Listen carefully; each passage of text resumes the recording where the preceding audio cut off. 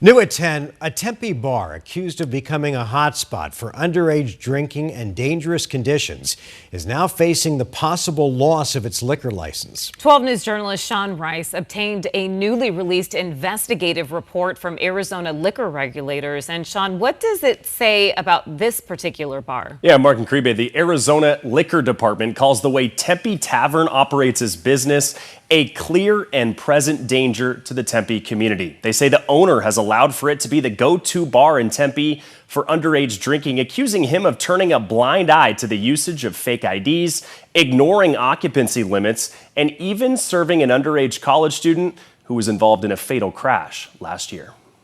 The Arizona Department of Liquor Licenses has been taking a close look at Tempe Tavern for years. A scathing 37-page investigative report claims it's a venue that prioritizes maximum occupancy and illegal service over public safety, adding they have a habitual disregard for Arizona law. The business has been at the center of two large-scale underage drinking busts by Tempe police and liquor investigators. An April 2025 operation yielded 173 arrests for underage drinking. 7 months later, in November, 249 arrests for the same conduct.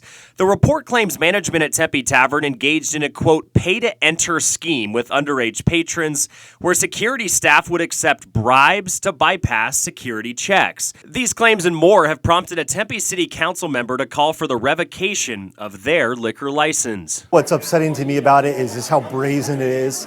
They were caught the first time and it was the largest bust in Tempe history. The second time even tops that. The state ultimately controls liquor licenses.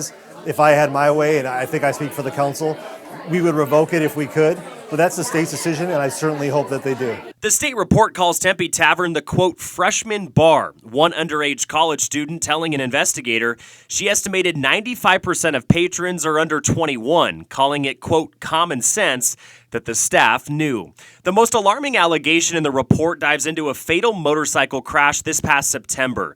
The report revealing the underage girl who hit and killed Joseph Gonzalez previously purchased a drink at Tempe Tavern mere hours before striking him with her car.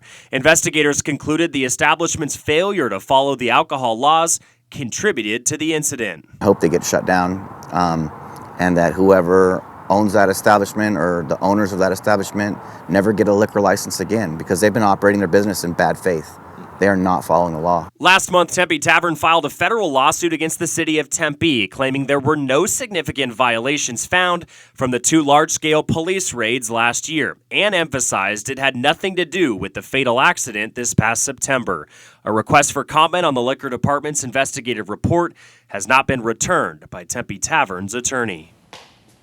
And today, the Liquor Department tells me these findings will be presented to the 7-person liquor board sometime in the next 60 to 90 days in a hearing. Tempe Tavern owner Robert Tasso also has the ability to attend that hearing and fight to keep his liquor license in place. Of course, it's incredibly difficult to operate a bar anywhere in Arizona without an active liquor license, so revoking their license could put Tempe Tavern out of business. Cribe. All right, Sean, thank you so much.